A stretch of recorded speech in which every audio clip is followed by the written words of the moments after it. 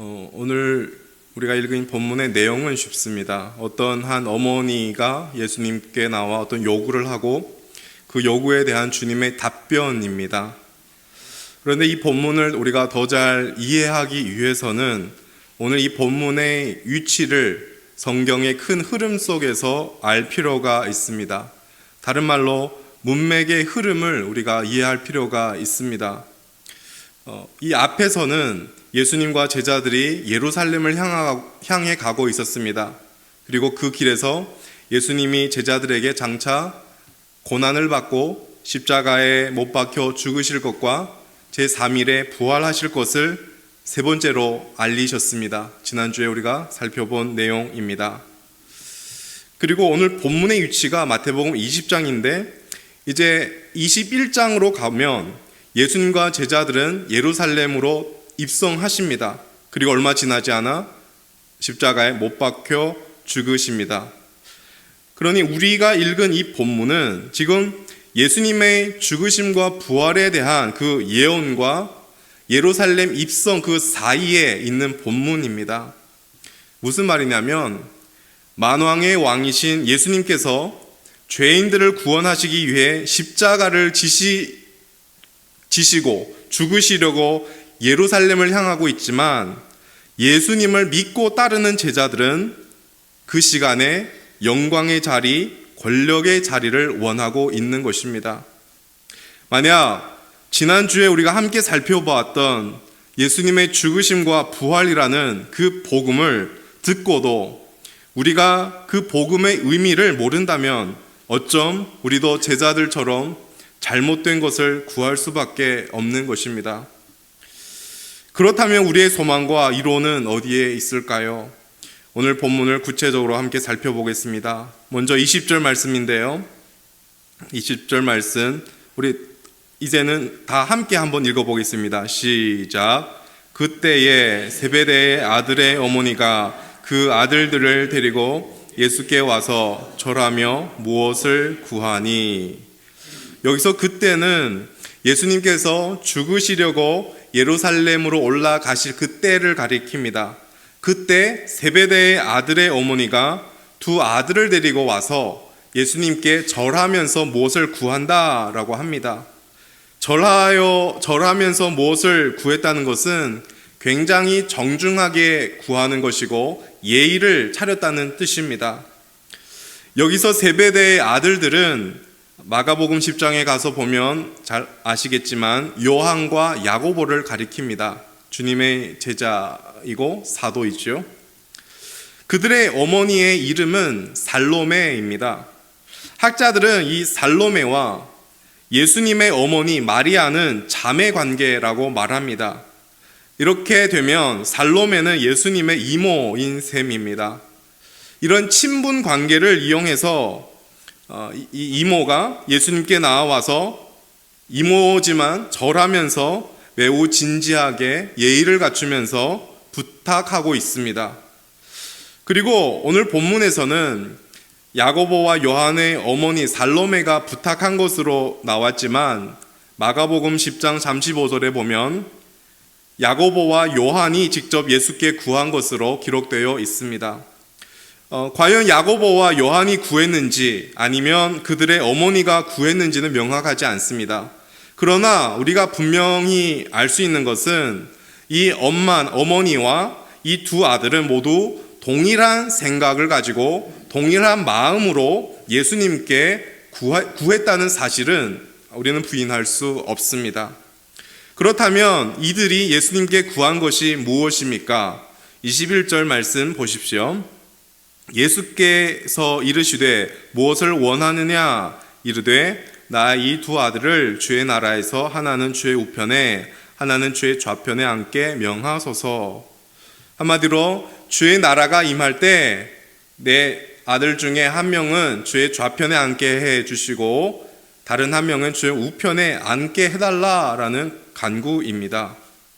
이런 간구를 했던 이유는 아마 마태복음 19장 28절에 예수님이 그 전에 하셨던 말씀 때문일 것입니다. 마태복음 19장 28절에 예수님이 뭐라고 말씀하셨냐면 예수께서 이르시되 내가 진실로 너희에게 이르노니 세상이 새롭게 되어 인자가 자기 영광의 보좌에 앉을 때에 나를 따르는 너희도 12 보좌에 앉아 이스라엘 12지파를 심판하리라, 이런 말씀을 하셨습니다. 그러니까 제자들 중에서 특히 이 야고보와 요한은 세상이 새롭게 되어서 주님의 나라가 임할 것을 앞서 들었고, 그러니까 그리고 그것을 믿고 있었던 것입니다. 그리고 그 날이 주님의 나라가 임할 때 주님의 영광의 그 보좌, 주님이 그 영광의 보좌에 앉으실 텐데 그 보좌 좌편과 우편에 자기들이 앉게 해달라고 지금 구하고 있습니다. 보좌의 좌우편이라는 것은 보좌와 가장 가까운 자리입니다. 이 자리는 굉장히 특별하고 중요한 자리입니다. 고대 궁정에서는 왕이 하는 왕좌의 오른편과 왼편은 그 왕궁에서 가장 권력이 센 사람들이 앉았다라고 합니다. 즉 지금 이 살로메와 이 야고보와 요한, 이들이 예수님께 구하는 것은 한마디로 영광의 자리이고 권리의 자리입니다. 요한과 야고보 내지 이 어머니가 구하는 내용을 통해 우리는 두 가지를 알 수 있습니다. 하나는 저들에게 주님을 향한 믿음을 가지고 있었다는 것입니다. 다시 말해 저들은 예수님께서 왕으로 오실 것을 믿고 있었고, 그래서 왕으로 오셔서 새로운 나라가 임할 때 좌우편을 앉게 해달라고 구한 것입니다. 그러나 동시에 그들의 간구의 내용을 통해서 우리는 또한 저들의 무지함도 볼 수가 있습니다. 왜냐하면 야고보와 요한은 단지 주님의 보좌만 생각하고 있지, 주님이 보좌에 앉기 전에 고난받고 십자가에 죽으셔야 한다는 사실은 지금 기억하지 못하고 있습니다. 저들은 지금 예수님 앞에 구하면서 영광의 보좌만을 지금 생각하고 그것만을 바라보고 있는 것입니다. 그러나 십자가와 고난과 죽으심을 놓치고 있습니다. 야고보와 요한 내지 살로메의 이 간구하는 모습을 통하여 우리는 한 가지 진리를 알게 됩니다. 야고보와 요한은 예수님을 따르는 참된 제자들 아니겠습니까? 그런데 이처럼 하나님을 믿는 참된 제자들 안에도 믿음과 무지가 동시에 존재한다는 것입니다. 제자여도 영적인 일을 갈망하는 동시에 육적인 욕망을 구할 때가 있다라는 것이지요. 오늘도 예수님을 믿고 따르는 신자들 중에 이 여인과 그의 두 아들과 같은 사람들이 많이 있습니다. 믿음과 무지가 동시에 존재하는 모습입니다.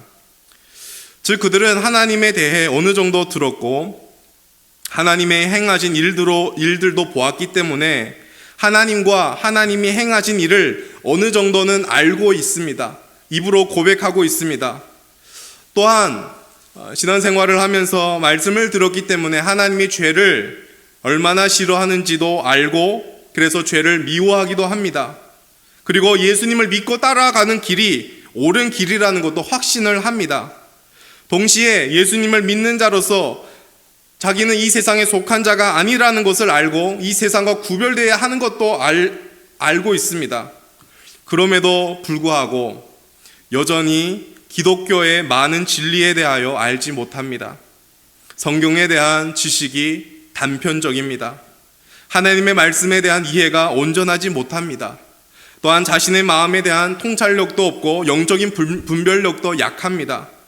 구원받은 것은 전적인 하나님의 은혜라는 것은 알지만 은혜에 합당한 삶을 살아야 하는 내용을 모릅니다.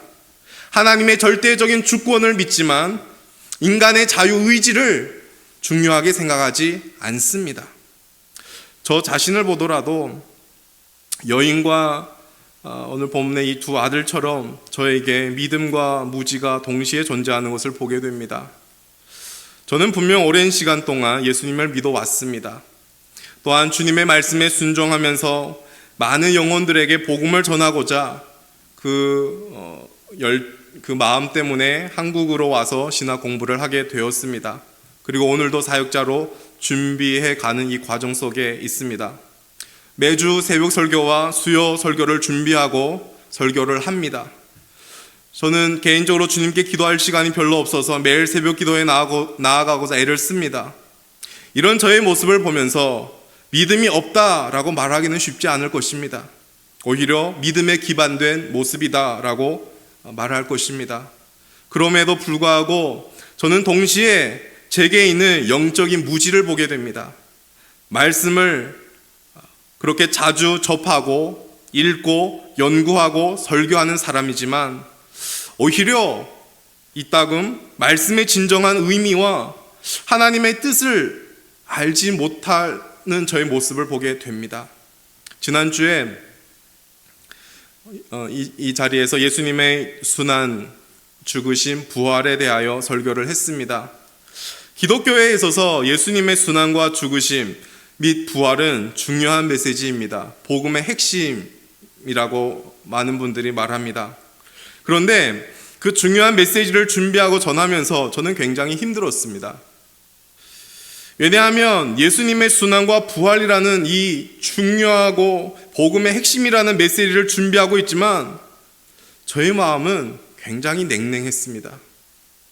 복음의 핵심이라고 말할 수 있는 십자가 죽음 앞에서 아무 반응 없는 저의 모습을 통해 저는 어찌 보면 나는 지금 단지 머리로만, 지식으로만 이 내용을 알고 있다라는 생각을 하게 되었습니다. 믿는 것이 아니라 아는 것이지요. 예수님의 죽으심과 부활을 단지 머리로만 알고 이렇게 마음으로 믿지 않는 그런 모습을 보면서 저의 어떤 영적인 무지가 아닌가 돌아보게 됩니다. 또 기도를 힘쓰고 있지만 기도의 내용은 때론 단지 저의 삶의 문제의 해결과 가족들의 평안과 건강과 형통함만을 위해 기도할 때가 적지 않습니다. 여러분은 어떻습니까?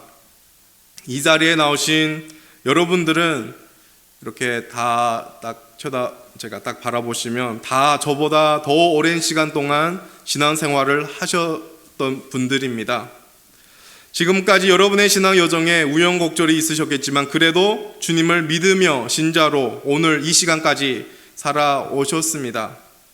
여러분들 중에 어떤 분들은 지금보다 조금 더 젊으셨을 때 주님을 위해 많은 헌신을 했다는 사실도 저는 알고 있습니다. 또한 여러분들 중에 지금 주님을 위해 많은 헌신을 하고 있는 것도 알고 있습니다. 주님을 위한 헌신 뒤편에는 분명 주님을 향한 믿음이 있을 것입니다. 그리고 오늘도 여러분이 수요 기도회에 나오셨다는 것은 말씀에 대한 갈급함과 주님에 대한 믿음 때문이다라고 저는 의심치 않습니다. 이 외에도 여러분이 경건 생활하고 가정을 열심히 돌보고 회사나 사업장에서 정직하게 일을 하는 모습들도 주님을 향한 믿음을 기반으로 하고 있다라고 저는 의심치 않습니다. 그럼에도 불구하고 때론 신앙과 현실 사이에 그 괴리를 느낄 때가 있지 않습니까? 분명 하나님의 말씀을 들었는데 하나님의 말씀대로 살지 못하는 그 모습을 볼 때가 있지 않습니까? 성경의 말씀을 읽거나 설교 말씀을 들을 때 이해되지 못하고 받아들이지 못하는 경우가 있지 않으십니까? 또한 자신의 마음의 상태에 대한 통찰력이 적고 나의 영적인 상태, 즉 영적인 분별력이 약하다는 것을 느끼지 않습니까? 이런 모습들이 믿음과 무지가 혼합된 상태입니다. 그렇다면 우리는 그렇게 믿음과 무지가 혼합된 자신과 또한 옆에 다른 지체를 바라볼 때 우리는 어떻게 바라봐야 할 것입니까? 오늘 본문에서 예수님은 무지와 믿음이 혼합된 이 상태인 제자들을 우선 맞아 주셨습니다. 그들을 쫓아낸 것도 아니고 그들을 맞아 주셨고 친절하게 저들이 갖고 있는 문제점을 지적하면서 다루고 있는 것을 우리는 보게 됩니다. 때론 하나님의 말씀과 뜻에 대하여 무지한 우리의 모습일 때, 영적인 일보다 육적인 욕망에 이끌려가는 모습일 때, 우리는 단지 그냥 정말 믿음이 없다, 그냥 이렇게만 평가하고 바라봐서는 안 됩니다. 비록 지금 우리의 모습이 믿음 없는 모습이고 무지의 모습일지라도 참된 믿음이 우리 안에 참된 믿음이 있다는 것을 우리는 그때마다 기억해야 합니다. 우리와 함께 신앙생활하는 다른 지체를 바라볼 때도 동의를 합니다. 비록 지금 저 지체의 모습이 하나님의 말씀도 잘 알지 못하고 하나님을 잘 믿지 않는 모습인 것 같아도 저의 마음속에 참된 믿음이 있을 것을 우리는 기억해야 합니다. 오늘 본문에서 불완전했던 세베대의 아들 요한과 야고보는 그들의 나중을 우리는 알고 있지요. 그들은 사도로서 나중 교회의 기둥과 같은 존재가 되었습니다. 무슨 말이냐면 우리는 자신에게서 또 다른 지체들 속에서 무지의 어떤 모습, 그리고 육적인 그 욕망만 구하는 그 모습일 때도 단지 너는 믿음이 없다, 이렇게 단언하고 판단하지 말라는 말씀입니다. 제가 의도한 것은 아니지만 오늘 감사 읽기 알림 메시지에 오늘 이 말씀 내용과 비슷한 말을 제가 적었더라고요. 제가 월요일에 이미 다 작성한 건데요. 제가 책에서 본 글을 올려서 제가 거기에 이제 이렇게 올린 겁니다. 제가 다시 한번 읽어드리겠습니다. 오늘 알림 메시지에 제가 본 책에서 감동받았던 글인데요. 악한 행동이라고 해서 그 속에 악한 것만 존재하는 것도 아니며 선한 행동이라고 해서 그 속에 선한 것만 존재하는 것도 아닙니다. 광석 속에서 금을 찾아내는 것처럼 하나님과 성령님께서는 광석 같은 우리 안에서 금을 찾아낼 수 있다. 여러분, 광석 안에 금이 있듯이 우리 자신과 다른 지체들 안에 참된 믿음이 있다는 것을 기억하시기 바랍니다. 예수님께서 주님의 보좌와 좌우편을 구한 살로메와 두 아들의 그 간구를 듣고 그들에게 답변을 하십니다. 22절 말씀인데요. 22절 함께 읽어보도록 하겠습니다. 시작. 예수께서 대답하여 이르시되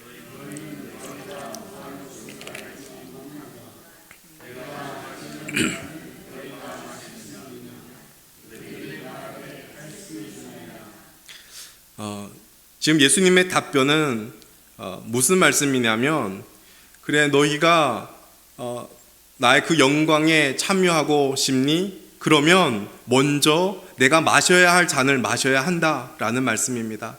나의 그 승리에 참여하고자 하는 잔은 나의 잔도 마셔야 한다. 나의 그 영광에 참여하고자 하는 잔은 먼저 그 잔을 마셔야 한다. 그 말씀을 하고 있습니다. 여기서 예수님 말씀하는 잔은 어떤 잔일까요? 마태복음 26장에 가보면 이 잔에 대한 내용이 또 한 번 나타납니다. 마태복음 26장에 예수님과 제자들이 최후의 만찬이 끝난 다음에 제자들을 데리고 겟세마네 동산에 가서 기도하러 가신 내용이 나옵니다. 그리고 기도할 때 기도 내용 속에 이 내용이 있는데요. 내 아버지여, 만일 할만하시거든 이 잔을 내게서 지나가게 하옵소서. 그러나 내 뜻대로 마옵시고 아버지의 원대로 하옵소서. 예수님의 기도가 끝난 후에 바로 붙잡히시고 재판받으시고 십자가에 죽임을 당합니다. 그러니 여기서 지금 예수님이 말씀하신 잔은 한마디로 십자가의 고난과 죽음을 뜻한 것입니다. 그리고 오늘 본문에서 예수님께서 세베대의 두 아들 야고보와 요한에게 주님의 이 잔을 마실 수 있는지 묻고 있는 것입니다. 즉 주님의 영광에 동참하려면 반드시 먼저 주님의 이 잔을 마셔야 하는 것입니다. 예수님을 따르는 자는 반드시 예수님의 영광에 동참할 것이지만 그 이전에 예수님의 고난과 죽으심에도 반드시 참여해야 한다라는 말씀입니다. 즉 신자는, 예수님을 따라가는 자는 예수님의 영광을 바라보기 전에 예수님의 고난과 십자가와 죽으심을 먼저 보아야 하고, 영광을 구하기 전에 예수님의 잔을 먼저 구하는 자들입니다. 기독교의 온전한 진리는 영광만 있고 부활만 있다, 그것만 말하는 것이 아닙니다. 기독교의 온전한 진리는 고난 없이는 영광이 없고 죽음이 없이는 부활이 없다는 것입니다. 그렇다면 오늘날 예수를 믿고 따라간다고 하는 저와 여러분, 우리가 마셔야 할 예수님의 잔은 무엇일까요? 아까도 말씀드렸지만 오늘 본문에서 예수님은 지금 세베대의 아들 야고보와 요한에게 자신의 그 잔을 마실 것을 물었습니다. 마실 수 있는지 물었습니다. 그리고 실제로 야고보와 요한은 주님의 잔을 마셨습니다. 우리는 야고보와 요한의 삶을 통해 더 나아가서 그들의 삶의 그 인생의 결과를 통해 저들이 주님의 잔을 어떻게 마셨는지 우리는 알 수가 있습니다. 그리고 우리는 이 잔이, 주님의 잔을 마심에 있어서 방식이 다르다는 것을 또한 알 수가 있습니다. 우선 야고보는 사도들 중에서 처음 순교자가 되었습니다. 그러니까 야고보가 마신 잔은 순교입니다. 예수님을 믿고 예수님을 전하면서 그 복음 때문에 순교를 당한 것이 야고보가 마신 잔입니다. 성경에 보면 스데반 집사님도 복음을 전파하면서 돌에 맞아서 순교했습니다. 이들은 모두 순교를 통하여 예수님의 잔에 참여했습니다. 역사적으로도 대한민국 땅에 오신 많은 외국 선교사님들이 복음을 전파하기 위하여 생명을 내놓았습니다. 그들은 순교라는 것을 통하여 예수님의 잔을 마셨습니다. 그리고 오늘날도 복음을 들고 이방 땅에 가서 선교하는 선교사님들이 많이 있습니다. 선교사님들은 자신의 생명보다 복음이 더 중요하고 주님이 먼저라고 고백하며 그 복음을 가지고 그 땅에 가셨습니다. 복음 때문에, 한 영혼의 구원 때문에 기꺼이 생명을 내놓을 각오를 하고 그 땅에 가신 것입니다. 최근에 뉴스를 통하여서 마다가스카르에서 2명의 한국 선교사가 순교했다는 뉴스를 보았습니다. 한 분은 89세, 한 분은 58세. 이 두 분은 장인과 사위의 관계라고 보도했습니다. 저들은 예수님의 잔을 순교라는 방식을 통하여 마신 것입니다. 지난주에 오후에 이 자리에 조성순 선교사님이 오셨습니다. 인도의 그 어려운 상황 속에서 선교한다는 내용을 우리는 들었습니다. 저는 그 시간을 통하여 참 많은 생각을 들게 되었습니다. 그 생각을 다 일일이 말씀드릴 수 없으나 한 가지 생각됐던 것은, 한 여성 혼자서 그렇게 어려운 그 나라에서 만약 죽음을 각오하지 않는다면 과연 그 자리에 계실 수 있을까, 그런 생각을 했습니다. 그러니 죽음을 각오하면서 그곳에서 복음을 전하는 것입니다. 어떻게 보면 이미 죽음이라는 것을 받아들인 분들이 아닐까 생각합니다. 또한 우리가 후원하고 있는 미얀마에서 선교하시는 분들도 동일할 것입니다. 모두 다 생명을 걸고 복음을 전하고 있는 것입니다. 그러니 오늘도 누군가에게 예수님의 잔은 순교입니다. 생명을 걸고 나아가는 것입니다. 반면 사도 요한은 어떻습니까? 전승에 의하면 사도 요한은 에베소에서 노령이 될 때까지 살다가 거의 100세까지 향수했다고 합니다. 그렇다면 사도 요한에게 예수님의 잔은 무엇일까요? 오래 살았는데요. 그에게 잔은 오랫동안 살면서 성도로서의 훈련과 투쟁을 끊임없이 계속하는 것이었습니다. 바클레이라는 목사님은 이렇게 말합니다. 기독교인에게 이 잔이라는 것이 언제나 짧고 예리하고 괴로운 순교의 고투를 의미한다고만 생각하면 이는 완전히 잘못된 생각이다. 어떤 사람에게는 이 잔이 성도의 삶에 부닥쳐오는 매일의 희생과 고투와 고난과 실망과 눈물을 극복하는 것이 될 수도 있다. 다른 말로 어떤 사람에게 주님의 잔에 참여한다는 것은 복음을 듣고 그 복음대로 매일매일의 삶을 살아내는 것입니다.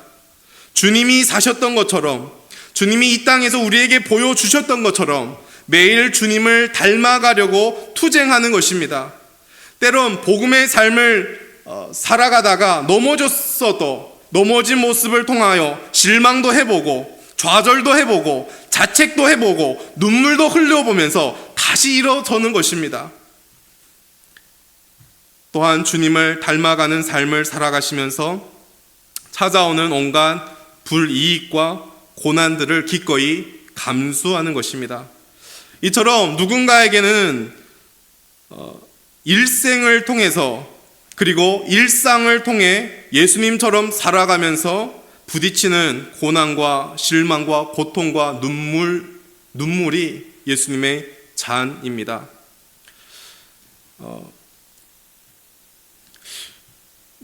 로마 시대에 사용되었던 로마 동전에 이런 그림이 그려져 있다고 합니다. 어떤 황소의 그림이 있었고 이 황소 앞에 제단과 쟁기가 서로 마주하고 서 있다고 합니다. 그리고 거기에 이런 말이 새겨져 있다고 합니다. 이 두 가지 일을 준비하고 있으라. 이 황소와 이 쟁기가 하는 이 두 가지를 준비하고 있으라, 이런 뜻입니다. 무슨 말이냐면 황소처럼 제단에서 희생 제물이 되는 숭고한 순간과 밭에서 오랜 세월을 두고 경작하는 일, 이 두 사명을 위해 준비하고 있으라라는 그런 뜻입니다. 기독교인이 예수님의 영광에 동참하시기 위해서는 예수님의 잔을 먼저 마셔야 하는데 그 잔은 누군가에게는 한순간에 일어나는 순교일 수 있고 누군가는 일생을 통해 그 잔을 마셔야 합니다. 저와 여러분이 마셔야 하는 잔도 어떤 위대한 순간에 우리가 그 순간에 마셔야 하는 잔일 수 있고 우리의 이 땅에서의 일생을 통하여 십자가의 삶을 살아내면서 마셔야 하는 잔일 수도 있습니다. 혹 우리는 순교라는 단어가 우리와 너무 동떨어져 있다고 생각할지도 모르겠습니다. 순교는 나와 상관없다고 생각할 수도 있습니다. 하지만 하나님이 보시기에 우리가 마셔야 하는 잔이 순교의 잔이라면 우리는 기꺼이 마셔야 합니다.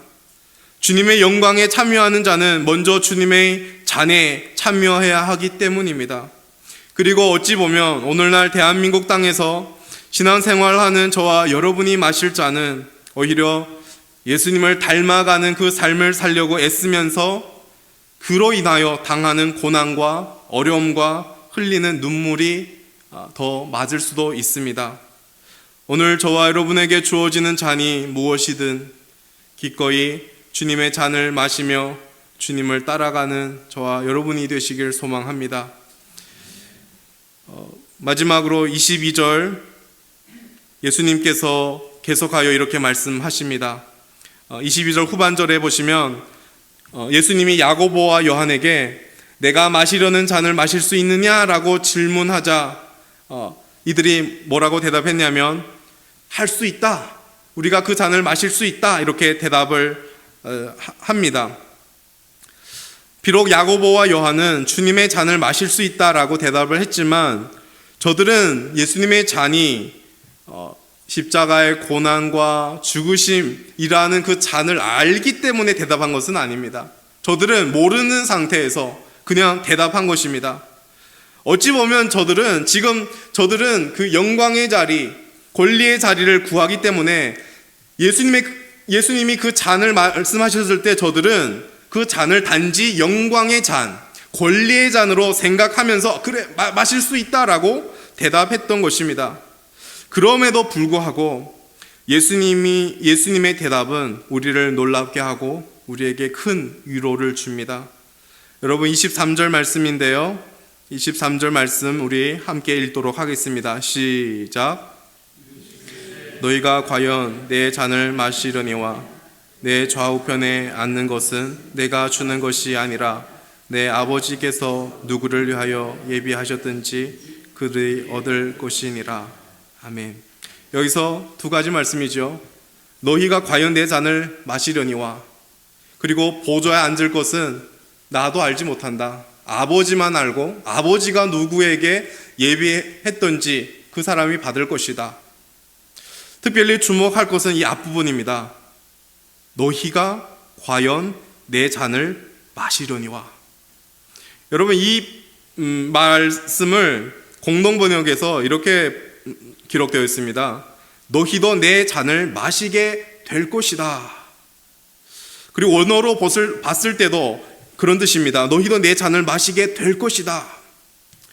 즉 예수님은 야고보와 요한에게 너희는 지금 비록 너희가 구하는 것을 모르지만 그런데 결국은 나의 잔을 너희도 마시게 될 것이다 라고 긍정적으로 지금 말씀하고 계십니다. 비록 지금 제자들이 영적으로 무지의 상태이고 영광과 권리만을 구하고 있지만 예수님은 지금 제자들을 그냥 책망하고 포기하고 있지 않다는 것을 발견하게 됩니다. 예수님은 그래 너희는 참 믿음이 없어, 그래 이렇게 긴 시간 나를 따랐는데 아직도 영광만 구하고 권리만 구하고 있니? 너는 참 쓸모도 없는 자들이야. 그렇게 하지 않으셨습니다. 예수님은 제자들을 아무 쓸모도 없다 생각하면서 버리려고 하지 않았습니다. 예수님은 오히려 그들이 이 고난과 죽음의 잔을 마실 수 있으며 결국은 마시게 될 것이라고 믿고 있었던 것입니다. 앞서 야고보와 사도 요한의 삶을 잠시 살펴보았지만 실제로 저들은 주님의 잔을 마시게 되었습니다. 위대한 순교를 통하여 일생의 그 성도로서의 투쟁을 통하여 예수님의 잔을 마신 것이지요. 비록 오늘 본문의 제자들의 모습 속에서 육적인 욕망이 있고 영적인 무지의 상태이지만 장차 저들은 예수님의 잔에 동참하게 되는 것입니다. 주님은 제자들의 지금의 연약하고 못난 모습으로만 제자들을 바라보고 평가하고 저들에 대하여 말씀하고 있지 않습니다. 제자들이 영적인 무지 상태이고 연약한 모습일 때도 제자들 향한 주님의 신뢰는 결코 변하지 않으십니다. 왜냐하면 주님이 제자들과 함께 하시기 때문이고 주님이 제자들의 삶을 계속 이끌어 가시기 때문입니다. 이는 오늘날 주님을 믿는 저와 여러분에게도 동일합니다. 저와 여러분이 예수님을 믿고 따라간다고 하지만 잘못된 길로 갈 때가 얼마나 많습니까? 복음을 위해 산다고 하지만, 복음을 안다고 하지만 복음의 삶이 아니라 성공을 위하여 살 때가 또한 얼마나 많습니까? 우리도 복음을 들었지만 영적으로 무지의 상태이고 우리가 주님을 향해 기도하지만 그 기도의 내용은 육적인 욕망으로 가득 찰 때가 얼마나 많이 있습니까?